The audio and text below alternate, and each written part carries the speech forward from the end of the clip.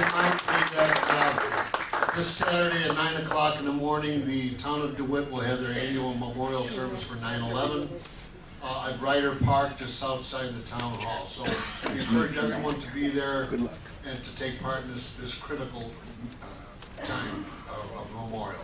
Thank you, Matt. Thank you, North Country. Thanks. Okay. I'd like to introduce Don Miller, 121st Assembly seat he's running for. We haven't heard from him before, so I'm looking forward to this opportunity. Thank you very much. Am I okay without a microphone? Yeah. I was. Okay. We don't even know if you're okay yet. I was a university lecturer for 8 years, and microphones and podiums don't really do a lot for me. If you get a chance, my name is Don Miller. I'm running for State Assembly in the 121st District. The 121st is comprised of 5 towns: Clay, Cicero, Manlius, Pompey, and Lafayette. Anybody here from any of those towns? Wow, excellent. Oh, good. If you get a chance on the way out or at some point, I've got some palm cards up here that you can take a look at. Mostly what you really want to take a look at is this beautiful family here. My wife and my 2 little girls. They really are the reason why I got into this race. I've never run for office before. I've never been elected to anything before. I did work in and around politics for a long time. I worked for a couple of presidents and on Capitol Hill for a while. And so as a younger man, I kind of had the political bug. But I've been there and I've done that, and I worked that out of my system and got married and moved back home. I was raised here in Liverpool, in the town of Clay. And there you go. And I lived all over the country running campaigns, and I lived in China for 8 years, and did a bunch of different things. But when it came time to get married and raise a family, I said, I've got to go home. And I was done with politics. Finished. I'd climbed my mountains and skinned my cats, and that was it. But when I got back here, my wife and I, we've got 2 little girls now. One's 2 and one's 4. And I quickly realized that the greatest threat to the safety and security of my family is not some Muslim terrorist 12,000 miles away. It's not someone who wants to burn Korans or Bibles or Torahs or any other book in Florida or any other state. It's state government. It's all of it. And more importantly, it's the folks who populate state government. There's been a lot of talk about jobs. I was just handed a nifty little sheet with a bunch of numbers by a volunteer just before I walked in here. I haven't had a chance to read all the way through it. There was an announcement today by a number of state legislators about some jobs that are either being created or saved or stimulus or something in North Syracuse, and something about 250 jobs in a business incubator or a technology incubator or something like that. And these guys were all over the radio and TV, and WSYR has been promoting this thing every half hour, on the half hour, as though it's this incredible victory. And I think it's great that there are some jobs that are either being created or staying here. Nothing taken from that. But that shouldn't be a great victory. That should be the normal, standard operating condition for our state. It shouldn't be a surprise that we're creating 250 jobs. It shouldn't be strange that people are going to be able to go to work here for the next few years. They got, somehow, state government had something to do with those jobs being created, something about a state grant that made it possible. Again, this shouldn't be a surprise to us. The surprise in this, the strange thing in this, ought to be that it required a state grant for a business to be competitive in New York State. That's the thing that should be odd. That's the thing that's got to change. New York jobs are vanishing, and government debt is off the charts. But it's not because businesses and families here have made bad choices. It's because bureaucrats and politicians in Albany routinely punish families and businesses that struggle and work hard to be successful in our state.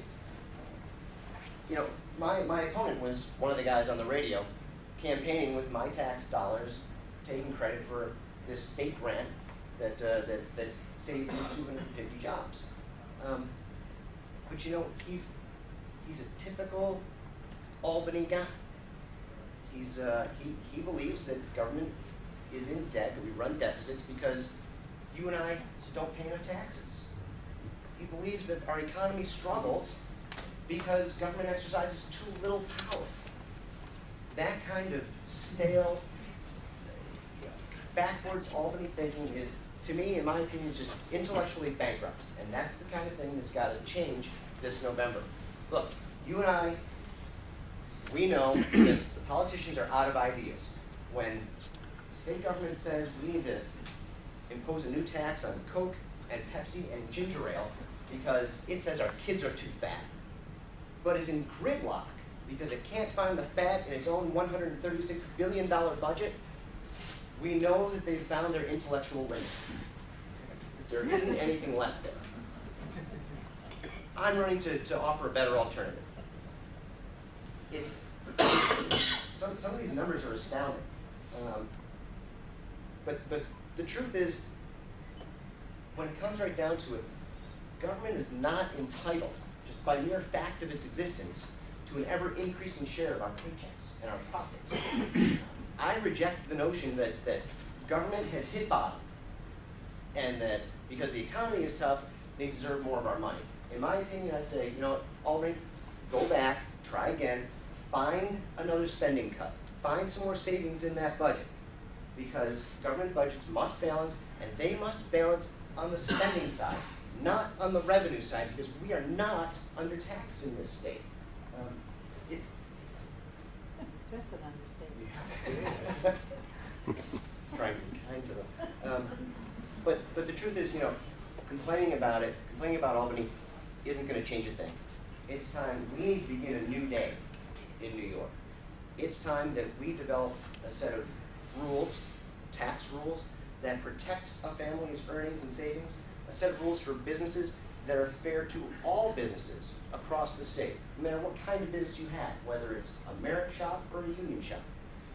And it's time for a new mandate for state government, a mandate that says government needs to balance its books and tighten its belt the same way that the families and the businesses that it taxes have to balance our books and tighten our belts.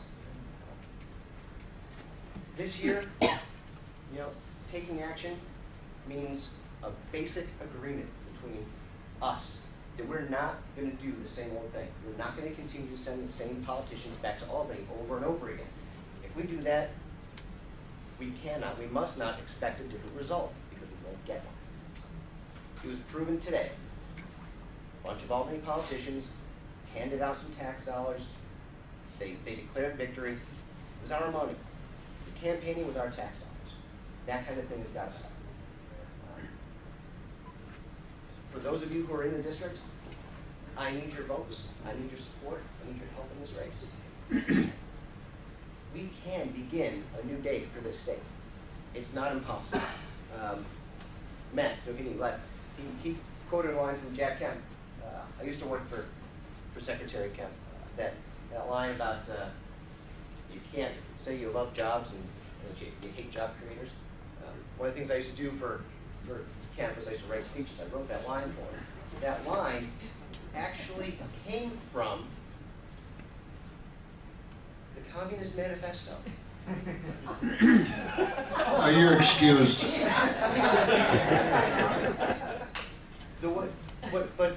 What the manifesto said was, you can't love the worker and hate his employer, because in their mode of thinking, there was the workers were the employers. What we know works is that employers who are free, who are unfettered by government, that's the best social program you can imagine, is a good, solid job. People today are worried about jobs. My job is pretty safe, I think, but I'm not sure.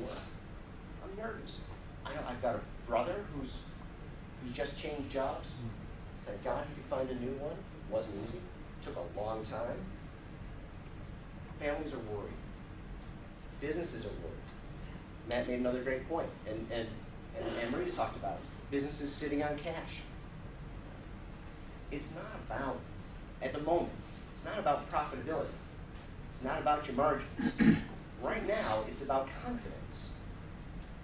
And with a government in Washington and a government in Albany that have proven over and over and over again that with the slightest crack of opportunity, the slightest daylight, push the door open just a little bit, they'll storm the gate, raise a tax, slap a regulation on, introduce a new user fee.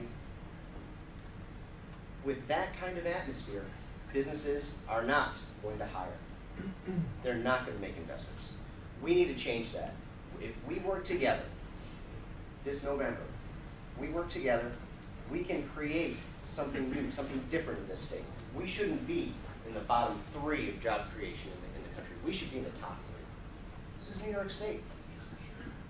We've got a long, rich history of being innovative and on the cutting edge. All kinds of finance, medicine, manufacturing years ago, right here in central New York.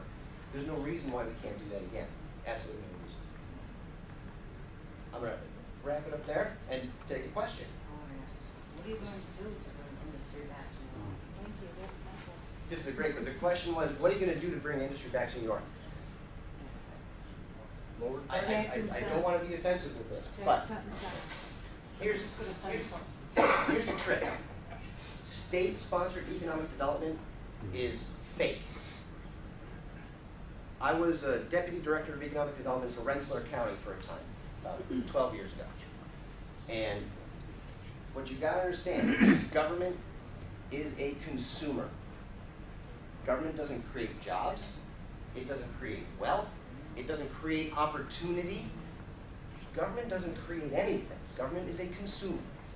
It happens to be an unusual consumer because it has the power to tax. It has the power to force us to pay some particular price, which other businesses don't have. McDonald's can't force me to buy a cheeseburger, but several can force me to pay their price for something. And if I don't pay it, they can increase my cost of living. They can increase my cost of doing